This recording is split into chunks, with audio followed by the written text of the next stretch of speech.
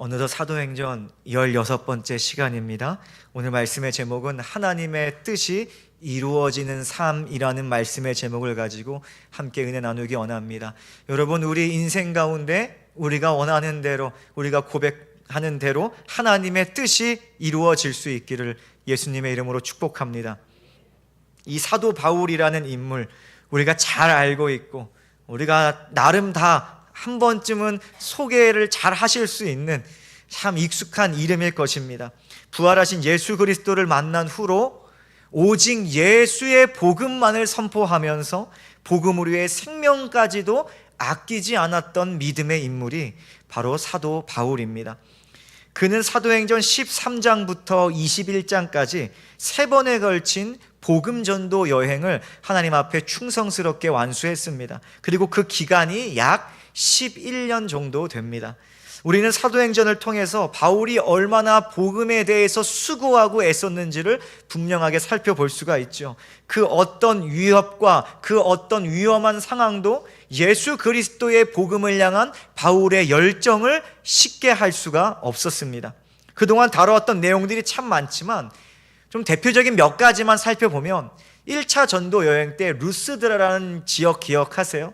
그 루스드라에서 돌을 맞고 죽은 사람처럼 돼서 사람들이 죽었다고 하면서 던져버렸지요. 근데 다시 기적적으로 정신을 차리고 일어나서 도망가는 것이 아니라 그 지역으로, 다음 지역으로 복음을 전했던 자가 사도 바울이었어요. 2차 전도 여행 때는 어떻습니까? 마게도냐 첫 번째 성인 빌립보에서 전도하다가 투옥되지 않습니까? 근데 감옥에 갇혀서도 하나님을 예배했던 사람이 바로 바울이었습니다. 더 나아가서 그 이후에도 유대인들이 자신을 죽이기 위해 쫓아오면 야, 여기까지 해야겠다, 여기까지인가 보다, 다시 안디옥으로 도망하자, 그것이 아니라 다음 도시로 넘어가면서 계속해서 위협을 피해서 예수 그리스도의 복음을 전했던 사람이 바로 사도 바울이었어요. 이처럼 사도 바울은 다메섹으로 향하는 길에서 예수 그리스도를 만난 후로부터 오늘 우리가 함께 읽은 이 본문에 이르기까지 약 11년의 시간 동안 복음만을 외치며 살았어요. 단지 이 3차 3번의 복음전도 여행뿐만이 아니죠. 그 이후에도 생명이 다할 때까지 오직 복음을 위해 수고했다는 것입니다. 그래서 육신의 죽음을 앞두고 디모데에게 이렇게 자신 있게 고백을 하는 거예요. 나는 선한 싸움을 싸우고 나의 달려갈 길을 마치고 믿음을 지켰다. 얼마나 복음을 위하여 모든 것을 다해 수고했으면 담대하게 외칠 수 있었을까? 여러분, 이러한 믿음의 고백이 우리 인생에도 고백되어질 수 있기를 예수님의 이름으로 축복합니다. 오늘 본문은 바울의 3번째 복음전도 여행 말미에 있었던 일이에요.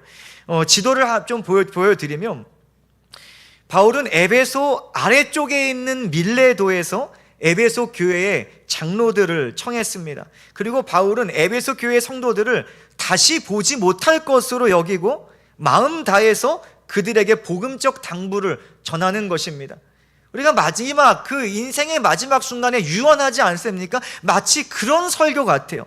고별 설교라고 할 수 있을 것 같습니다. 먼저 바울은 자신이 지금껏 오직 회개와 믿음만을 증언하였다고 선포했습니다. 그것을 전했어. 이것은 곧 무엇입니까? 하나님 나라에 대한 것들만 내가 전했다라고 고백하는 것입니다. 예수님께서도 사역을 시작하시면서 가장 먼저 무엇을 선포하셨어요? 하나님 나라가 가까웠으니 회개하고 복음을 믿으라. 예수님께서 선포하시지 않으셨습니까? 마찬가지로 바울도 예수님을 따라서 오직 회개와 복음을 향한 믿음을 선포했다라고 에베소 교회 장로들에게 외치고 있습니다. 더 나아가 26절을 보면 바울은 자신이 모든 사람의 피에 대해서 깨끗하다라고 말하는데 이게 무슨 뜻일까요? 이것은요, 자신이 해야 할 복음적 사명을 자신이 충성스럽게 감당했다는 거예요. 부끄럼 없이 감당했다는 거예요. 성실하게 감당해서 혹시나 자신에게서 복음을 듣고도 믿지 않는 자들로부터 자기는 이제 자유하다는 것입니다. 얼마나 자기가 생명을 다해서 복음을 전했는지, 혹시나 자기에게 복음을 듣고 믿지 않더라도 자기에게 책임 없다는 거예요. 하나님 앞에 당당한 것입니다. 27절을 보니까 그러므로 오늘 여러분에게 증언하거니와 모든 사람의 피에 대하여 내가 깨끗하니 이는 내가 꺼리지 않고 하나님의 뜻을 다 다 여러분에게 전하였음이라. 나는 나에게 맡겨진 사명 잘 감당했다라고 에베소 교회 장로들에게 고백하고 있는 거예요. 여러분, 우리도 이런 바울과 같이 멋진 고백할 수 있기를 축복합니다. 하나님께서 나에게 맡기신 사명 나 정말 성실히 감당했어, 나 충성스럽게 감당했어, 이렇게 고백할 수 있는 정말 담대함이 있을 수 있기를 축복합니다.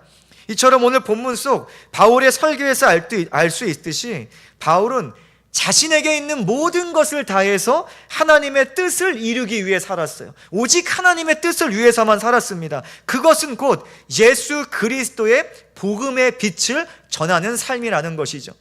예수 그리스도로 말미암아 세상이 멸망하지 않고 구원받아 영생을 얻게 하기 위하여 자신에게 맡겨진 사명대로 모든 것을 다해 살아갔던 자가 바로 사도 바울이었다는 것입니다. 오늘 우리는 바울과 같은 사람들이에요. 우리는 바울과 다를 게 전혀 없어요. 바울이 위대해 보입니까? 우리와 전혀 다를 거 없는 하나의 사람일 뿐입니다. 여러분, 우리는 바울과 같이 부활하신 예수 그리스도로 말미암아 죄사함을 받았고요, 영생에 대한 소망이 있는 인생이라는 것입니다. 하나님의 몸된, 주님의 몸된 교회의 성도라는 것이죠. 바울도 성도였고 오늘 우리도 성도인 것입니다. 바울을 통해 하나님 나라가 전파되었고 하나님의 뜻인 예수 그리스도의 복음이 선포되었듯이 구원받아 하나님의 자녀가 된 우리들에게도, 성도에게도 하나님 나라가 드러나야 될 줄 믿습니다. 예수 그리스도의 복음이 우리의 삶으로 드러나야 될 줄 믿습니다. 다시 말해서 아들이신 예수 그리스도를 통해서 세상을 구원하시는 그 놀라운 하나님의 뜻이 우리 인생에, 우리 가정에, 우리 교회에, 우리 직장에, 우리 모든 일터에, 모든 영역에 드러나야 한다는 것입니다. 바울과 같이 하나님의 뜻이 이루어지는 삶이 되기 위해서, 하나님의 뜻이 드러나는 삶이 되기 위해서 성도된 우리에게 필요한 것은 대체 무엇일까요? 오늘 이 주제를 가지고 두 가지를 함께 살펴보려고 합니다. 첫 번째로는 하나님의 뜻이 성도에게 이루어지기 위해서는 성도는 반드시 성령에 매여야 한다는 것입니다. 바울은 성령에 매인 인생이다라고 성경은 말합니다. 이것은 성령이 거하시는 인생과는 조금 구별할 필요가 있어요. 성령이 거하시는 것과 성령의 매인 인생은 조금 구별되어야 합니다. 분명 성령은 회개하고 예수 그리스도의 복음을 믿는 성도들에게 임재하시고 함께 하시는 분이세요. 성령은 오늘 우리와 함께 하십니다. 우리 예배 가운데 거하시고 여러분의 삶 가운데 거하시고 여러분의 존재 안에 거하시는 분이 바로 성령 하나님이시죠.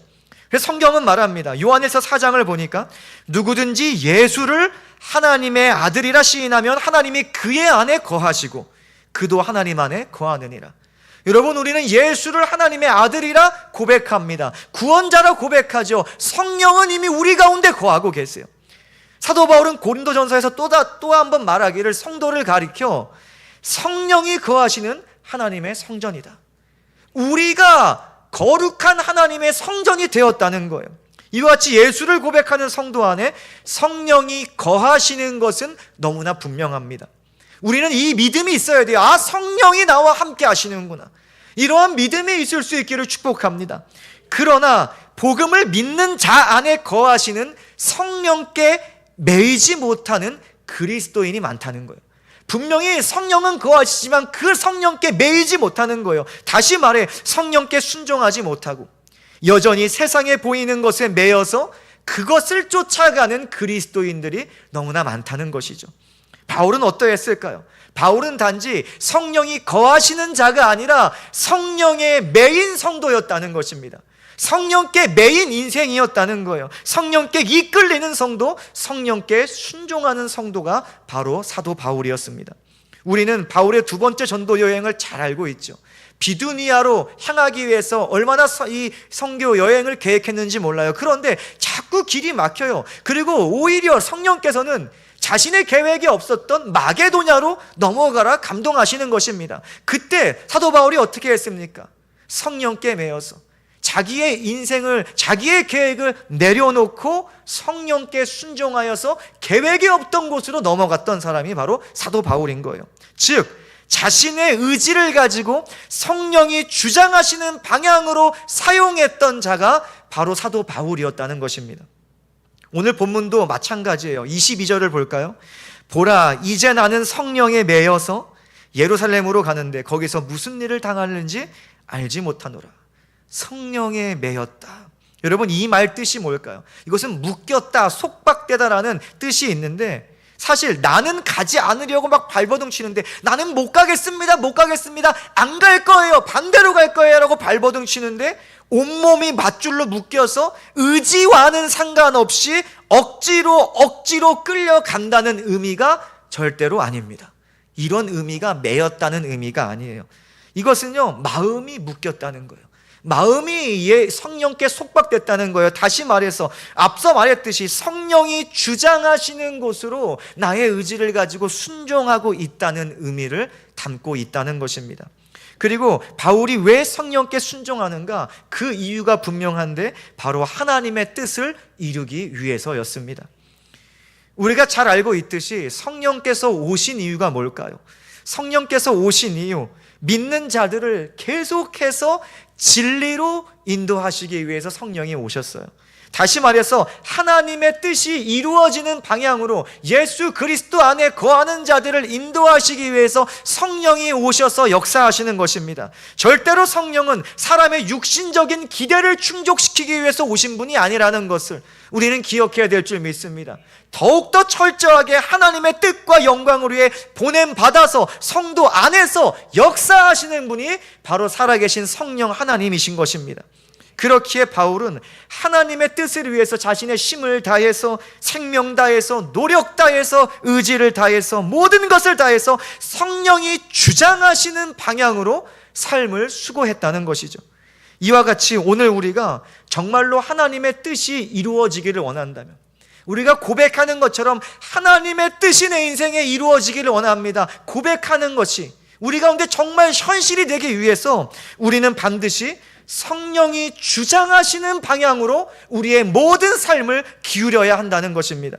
하나님이 주신 의지가 있어요. 우리 다 의지를 가지고 있어요. 그런데 그 의지를 세상에 보이는 가치에 순종하기 위해서 사용하는 것이 아니라 보이지는 않지만 우리 가운데 역사하시는, 거하시는 살아계신 성령을 위해서 사용해야 한다는 것입니다. 바울이 그러했어요. 사실 바울의 예루살렘 행은요, 그 어떤 사람일지라도 피하고 싶은 여정이었을 것입니다. 23절을 보면요, 이미 결박과 환란이 확정되었다. 여러분, 예루살렘 가고 싶으시겠어요? 여러분이 사도 바울이었다면 성령이 이미 그곳에 결박이 있을 거야, 환란이 있을 거야, 고난이 있을 거야, 누가 가고 싶겠습니까? 바울의 예루살렘 행은요, 세상적인 금의 환향이 절대로 아니었어요. 성령에 매어 가는 곳이요, 세상적인 세로 잘 돼서 박수 받는 곳이 아니라 오히려 걷기가 꺼려지는 곳이었다는 것입니다. 누가 예루살렘 행을 좋아하겠어요? 그러나 여기서 바울의 멋진 고백이 나와요. 24절을 보겠습니다. 내가 달려갈 길과 주 예수께 받은 사명 곧 하나님의 은혜의 복음을 증언하는 일을 마치려 하면은 나의 생명조차 조금도 귀한 것으로 여기지 아니하노라. 바울이 고백하는 거예요. 하나님의 뜻을 이루기 위해서, 하나님이 나에게 맡긴 사명을 감당하기 위해서 성령이 주장하시는 곳으로 나의 생명까지도 내려놓고 나는 갈 것이다. 사도 바울이 이런 멋진 고백을 하고 있는 것입니다. 사실 거의 대부분의 경우 성령의 감동과 성령의 감동하심과 인도하심이 우리가 원하는 방향과 다를 때가 너무나 많다는 거예요.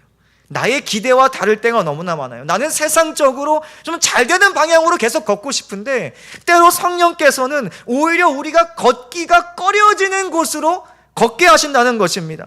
고난이 기다리는 예루살렘 행으로 우리를 인도하실 때도 있어요.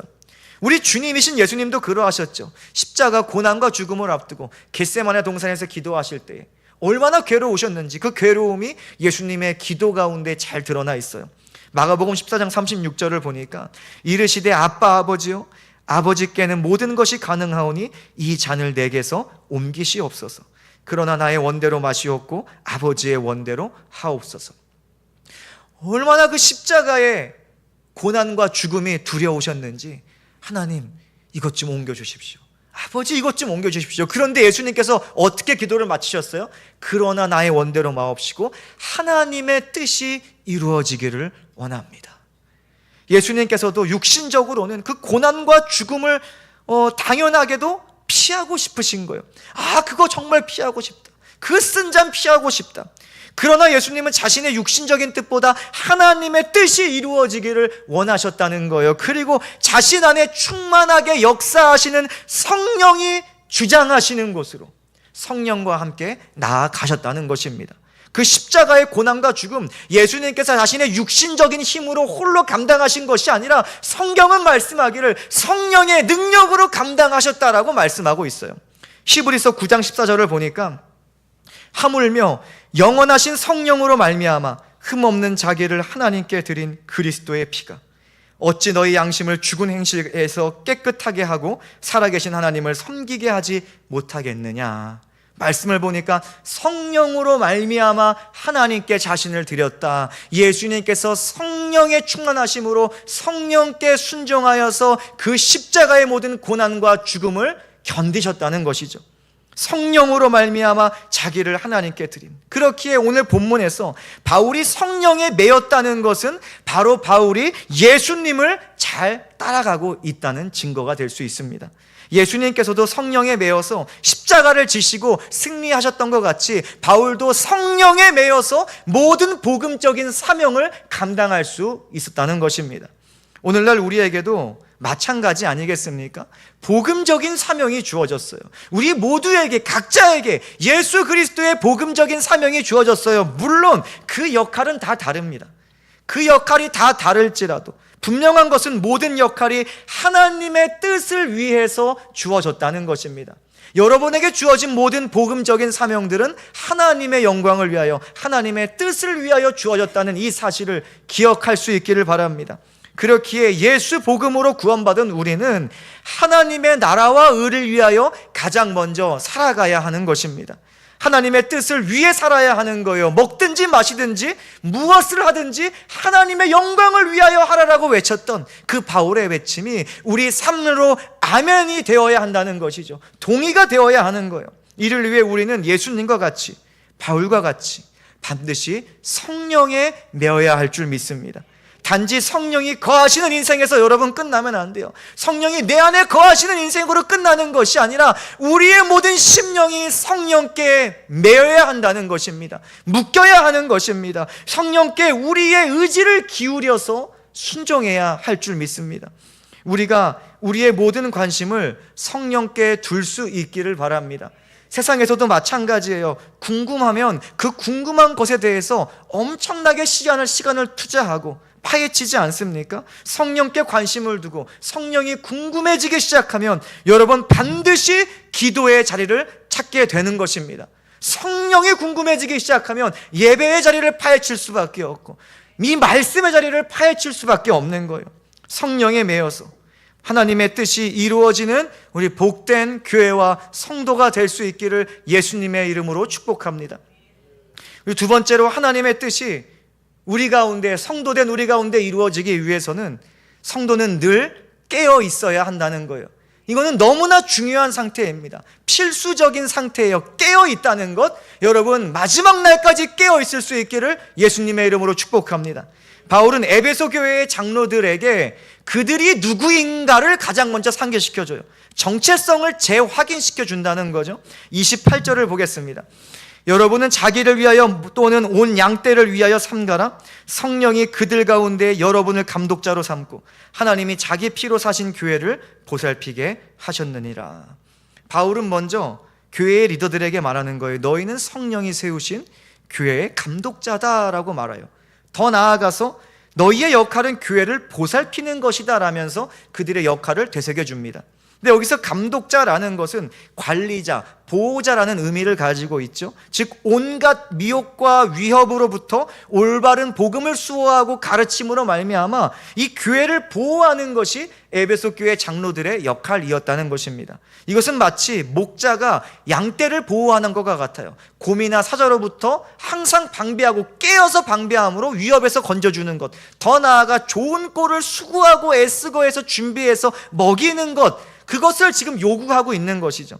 특별히 더 나아가 바울은 에베소 교회의 장로들에게 앞으로 다가올 교회를 향한 위협이 있을 것이라 경고하고 있습니다. 29절부터 볼까요? 내가 떠난 후에 사나운 이리가 여러분에게 들어와서 그 양떼를 아끼지 아니하며 또한 여러분 중에서도 제자들을 끌어 자기를 따르게 하려고 어그러진 말을 하는 사람들이 일어날 줄을 내가 아노라. 사나운 이리가 여러분에게 들어올 거다. 여러분, 이것을 볼 때 교회는 사나운 이리가 호시탐탐 노리고 있는 곳이라는 것을 알 수 있습니다. 결코 교회는 우리의 상상하는 것처럼 잔잔한 물가 같은 곳이 아니에요. 평온한 곳이 아닙니다. 교회는 쉴 새 없이 일렁이는 곳이에요. 교회는 전쟁터입니다. 날마다 방비하고 방비해야지 믿음을 지킬 수 있는 거예요. 그 일렁이는 물결 가운데 오직 예수 그리스도 안에 닻을 내리고 견디고 버텨야지만 믿음을 지킬 수 있는 곳이 교회라는 것입니다. 예수 이름 붙들고 있어야지 모든 시험에서 승리할 수 있는 곳이 교회라는 거예요.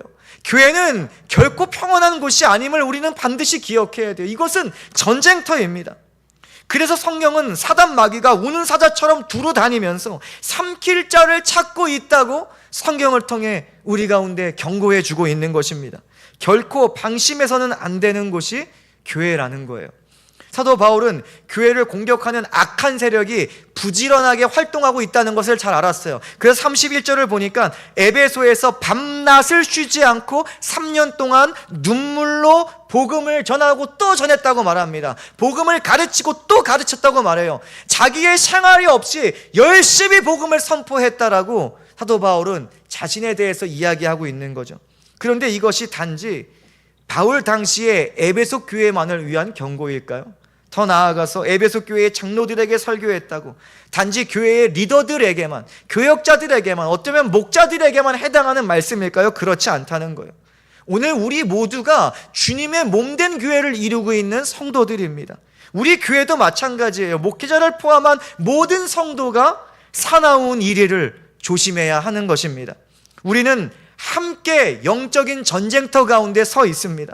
우리는 교회를 무너뜨리고 거룩한 성도의 삶을 방해하려는 모든 비복음적인 것들로부터 우리 자신을 지켜야 될 줄 믿습니다. 우리 자녀들을 말씀으로 지켜야 될 줄 믿습니다. 이를 위해서 우리는 반드시 깨어 있어야 하는 거예요. 깨어 있지 않으면 절대로 방비할 수 없어요. 이건 너무나 지극적인 상식 아닙니까? 깨어 있어야 방어할 수 있는 거예요. 더 나아가서 그저 비몽사몽 깨어 있는 것이 아니라 정신을 차리고 우리가 깨어 있어야 한다는 것입니다. 제가 2005년도에 군 입대를 했어요. 벌써 20년이 지났어요. 처음에 실무 배치를 받은 곳이 강화도였습니다. 강화도 후포항이란 곳이 있는데 그곳에 근처에 있는 작은 소초에서 근무를 하게 됐습니다. 주 임무가 당연히 강화도에서는 항상 해안 근무를 쓰는 거예요. 그래서 밤새도록 쓰는데 2번 나갈 때도 있고 3번 나갈 때도 있고 군대 갔다 오시는 분은 다 아실 거예요. 그런데 밤에는 앞이 잘 보이지 않아요. 배가 왔다 갔다 하는 것도 보이지 않아요. 저희는 이제 간첩이 들어오는 걸 방어하는 거기 때문에 눈이 잘 안 보이니까 청각까지도 항상 깨어 있어야 하는 거예요. 발자국 소리 하나하나까지도 잘 들을 수 있도록 깨어 있어야 하는데 깨어 있는 게 쉽습니까? 새벽에 1시에 근무 쓸 때도 있고 3시에 갈 때도 있고 4시, 5시 막 이렇게 시간별로 가는데 어떻게 잘 깨어 있을 수 있겠어요? 그래서 깨어 있기 위해서 선임 몰래 막 허벅지를 꼬집기도 하고 손가락을 손톱으로 세게 누르기도 하고 온갖 노력을 다해서 깨어 있으려고 하는 거예요. 왜요? 깨어 있지 않으면 제대로 된 역할을 수행할 수 없기 때문에. 근데 성도도 마찬가지인 거예요. 깨어 있지 않으면 절대로 하나님의 뜻이 이루어지는 삶을 살아갈 수가 없습니다. 깨어 있지 않으면 절대로 살아갈 수 없어요. 사단의 공격에 당하기 때문이죠. 그래서 스스로 인지하지 못하는 사이에 세상에 취해 있는 거예요. 스스로 인지하지 못하는 사이에 내 마음이 세상의 것으로 가득 차 있는 거예요. 내가 인지하지도 못하는 사이에 내가 붙들고 있던, 내가 고백하고 있던 복음이 희미해져 있는 거예요. 혼탁해져 있다는 것입니다. 이런 소리 많이 하세요. 이전에 나는 잘 믿었어. 나 어릴 때 교사도 했어. 나는 성가대도 했어. 나는 예전에 11조도 하고 헌금도 많이 했어. 여러분, 그렇다면 지금 더 큰 믿음이 있어야죠. 지금 더 열심히 주님을 섬겨야죠. 왜 그렇게 됐는가? 어느새 들어온 사나운 이리가 우리의 믿음을 다 물어뜯었기 때문에 그렇습니다. 예수님께서도 그렇게 말씀하세요. 누가복음 21장을 보니까 너희는 스스로 조심하라. 그렇지 않으면 방탕함과 술 취함과 세상의 생활의 염려로 마음이 둔하여지고 뜻밖의 그날이 덫과 같이 너희에게 임하리라. 그러므로 너희는 장차 올 이 모든 일을 능히 피하고 인재 앞에 서도록 항상 기도하며 깨어 있으라 하시니라. 뭐라고 말씀하세요? 너희가 조심하지 않으면 마음이 둔하여져서 그날이 덫과 같이 너에게 걸려 넘어지게 될 거야. 너희는 깨어 있어야 되라고 예수님께서 말씀하세요. 근데 놀랍게도 이 말씀을 누구에게 하시는 거예요? 예수 모르는 자들에게 하시는 것이 아니라 예수 알고 고백하는 자들에게 하시는 거예요. 예수의 제자들에게, 오늘날의 그리스도인들에게, 교회의 성도들에게 예수님께서 말씀하시기를 너희는 조심해야 돼. 날마다 깨어 있어야 돼. 그렇지 않으면 너희가 걸려 넘어질 거야. 너희 마음이 둔하여질 거야. 너희의 믿음을 잃어버리게 될 거야. 예수님께서 말씀하시는 거예요. 깨어있지 않는 성도는 사나운 이리에게 당하는 것입니다. 예수 고백하면서도 나도 모르게 세상과 닮은 삶을 살아가더라는 것입니다. 복음을 향한 시선이 있었는데 그 마음이 다시 세상으로 돌아가는 참 안타까운 삶을 경험하더라는 거예요.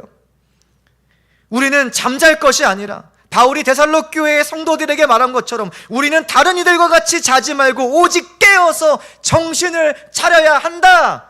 여러분, 이 바울의 외침이 우리 가운데, 우리의 심령 가운데 들릴 수 있기를 예수님의 이름으로 축복합니다. 하나님이 원하시는 거룩한 삶을 살아가야 하는 거예요. 날마다 깨어서 거룩한 삶을 위해서 우리의 의지를 다하여서 성령이 주장하시는 방향으로 우리가 살아가야 될 줄 믿습니다. 그럴 때 다시 오실 주님 앞에 담대히 설 수 있어요. 여러분, 우리가 하나님 앞에 담대해야 되지 않겠습니까? 주님 다시 오시는 날 우리는 담대하게 주님 맞을 수 있기를 예수님의 이름으로 축복합니다. 에베소 교회는 바울의 메시지를 받았어요. 깨었습니다. 말씀을 지켰다는 것입니다. 그래서 요한계시록 2장에 에베소 교회에게 주님께서 말씀하세요. 에베소 교회, 니골라 당의 행위를 미워했다. 나도 그 행위를 미워한다. 에베소 교회가 깨어서 세상과 타협하지 않는 신앙을 가지고 왔다는 것입니다. 그래서요, 온전한 믿음을 지켰어요. 게으르지 않고 복음을 위해 수고한 교회가 에베소 교회였습니다. 에베소 교회뿐만이 아니라 두아디라 교회에게 주님께서 말씀하세요. 나중의 행위가 처음보다 많다. 다시 말해서 그들의 행위가, 그들의 믿음이 점점 자라났다는 거예요. 단지 나 예전에 믿음 좋았어 이런 교회가 아니라 나는 이전보다 오늘이 더 믿음이 좋고 오늘보다 이후가 더 믿음이 좋을 거야. 여러분, 이러한 멋진 믿음이 자라는 교회가 두아디라 교회였어요. 빌라델비아 교회는 무엇이라 말씀하셨어요? 인내의 말씀을 지켰다. 너희가 작은 능력을 가지고도 내 말을 지켰다. 예수님께서 칭찬하세요. 그러니 여러분, 깨어 있어야 이렇게 되는 것입니다. 깨어 있어야 인내의 말씀을 지키고 깨어 있어야 타협하지 않는 신앙으로 살아갈 수가 있는 것이고 깨어 있어야 우리의 믿음이 자라나는 거예요. 이것은요, 교회 재정의 유무와는 상관없어요. 숫자와는 상관없어요. 학문의 지식의 수준과는 상관없어요. 우리는 깨어 있어야지 이러한 일들이 일어날 수 있게 되는 것입니다. 오늘 우리 교회가 에베소 교회와 같이 깨어 있을 수 있기를 축복합니다.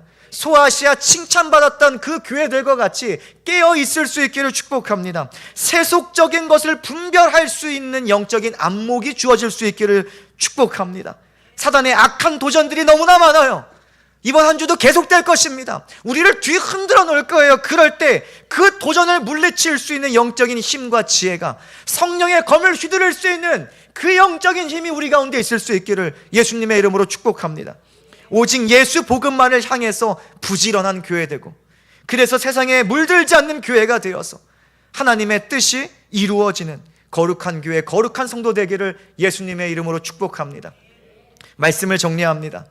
창세기부터 요한계시록까지 이 성경을 통해서 드러난 하나님의 뜻이 무엇일까요? 우리가 부자가 되는 걸까요? 여러분, 그렇지 않아요. 우리가 세상적으로 성공하고 유명해지는 것이 하나님의 뜻일까요? 절대로 그렇지 않습니다. 성령이 쓰여진 이유, 성령이 우리에게 주어진 이유, 하나님의 뜻은 앞서 다루었듯이 죄와 허물로 죽었던 우리가 예수의 생명으로 사는 것입니다. 영원히 하나님과 교제하는 거예요. 영원히 하나님과 사는 거예요. 영원히 하나님 나라를 소유하는 것입니다.